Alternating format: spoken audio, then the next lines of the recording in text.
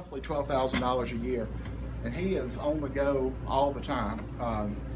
We do have a bill to raise that pay to $25,000, you know, and that's still probably not even a minimum wage pay if you figure out how many hours that he actually puts in for that position. That salary will not take effect until the next coroner takes office. So whoever runs and is elected, you know, if this bill passes, their salary will be $25,000. We've got another local bill that we're working on for the county commission related to the Cullman County parks and some of the events that they've had at the parks. We have to pass bills, even like the sheriff with his rodeo. We had to pass a local bill giving the sheriff the authority to have the rodeo. You know, it's kind of crazy some of the things that we have to do, but all local issues basically have to come through us in the legislature. And then the last thing is, we've talked with the commission and the mayors, and they want to put it up to the citizens of Cullman County to vote on a fuel tax. Me, myself, I tell everybody, I'm not pushing the fuel tax. I'm just simply saying I don't mind if the people vote on it.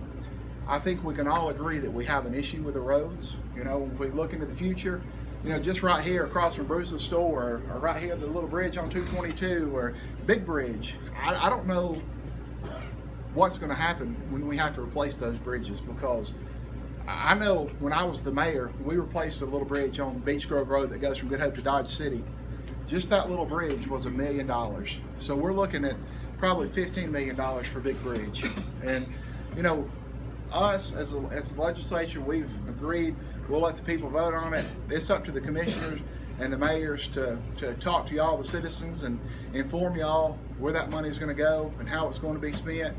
We have put safeguards in there. If it does pass, it says that the money has to go for asphalt and road repair. It can't go for salaries, it can't go for equipment. It has to go for actual road repairs or new bridges. And currently the commission spends a portion of its money from the general fund toward the roads. They have to maintain a certain percent of that average from the general fund to go toward the roads if this passes. So, and of course the last thing is the people would have to vote it in. So politicians paving 813, but this is something that we started working on as soon as we took office. I talked to Commissioner Watson, Commissioner Marchman, and Chairman Walker, and you know, that road in 222 and 437, we have people from all over the state, you know, southern Tennessee.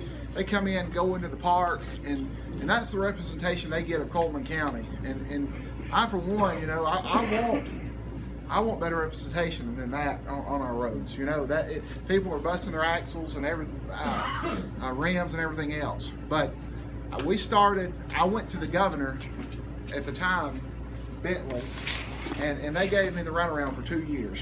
And the day after he left office, I had went to the DECA director, and that's who they told me was handling it, was going to get the money for me. And the DECA director, he said, "Corey, I have no idea what you're talking about." You know, so they had just been putting me off. And that's one positive thing I can say about Governor Ivey and the director of ALDOT. Not long after Governor Ivey took office, I went to her and I explained this project to them, and they were very helpful to y'all. So that's where the money was sent from, was the governor's office. You know, it's very rare that you get money like that. Most of the time it's grant money, and you know, this was just something the governor sent down here, so I was proud to bring it home. But